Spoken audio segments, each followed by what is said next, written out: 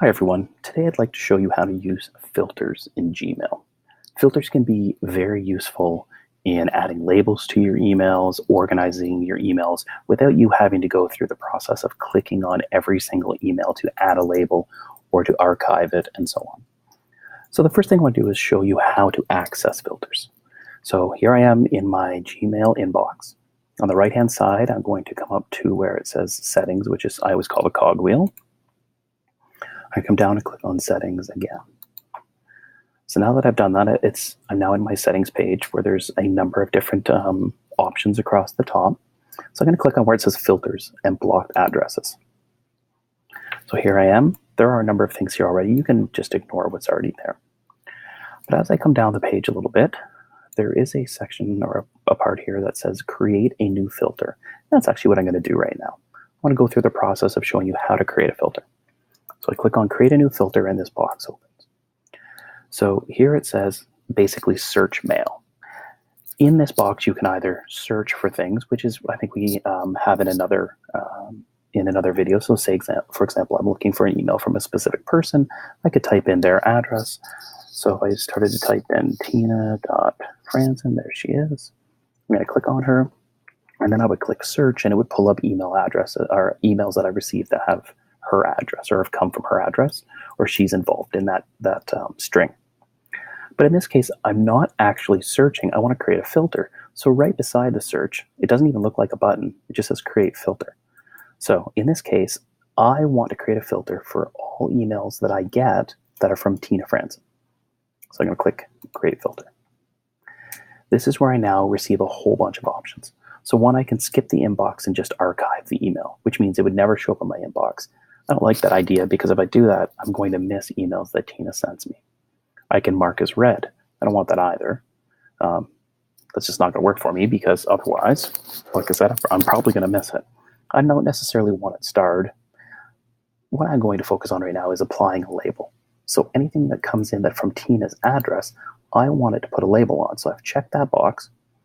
It says apply a label. Now I can choose my label. And I've made a Tina label. So here it is. If I click, what I'm telling you to do is any email that comes from that address, I'm going to apply the label Tina to it automatically.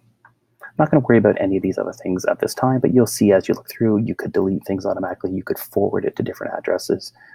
I could set it as never being spam, but I'm just going to worry about the label right now. Now that I've selected what I like, I click on create filter.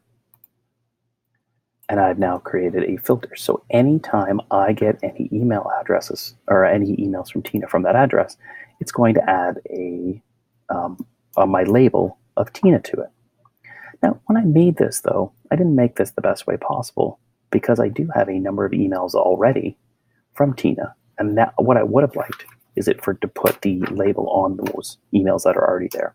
So I'm going to go back, back into my settings and then settings. And then back to my filter. So my filter that I just made for Tina is right here, right? But I'm going to edit it because I feel like I should have added something else. Here it is. I'm going to continue. Notice it's down at the very bottom. Apply. It says also apply filter to 15 matching conversations. It means that email address is involved in 15 email conversations or strings in my inbox right now or in my Gmail account. So I actually wanted it to add that label to all the things I already have from Tina. So I really should have checked that box. This is actually good to go back and show you that you can change your labels as you go.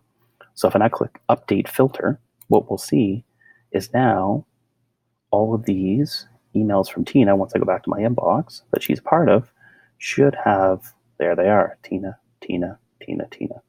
And anytime I receive an email from now on from Tina, it will automatically have that label on it, which is nice that I don't have to go back and add labels all the time.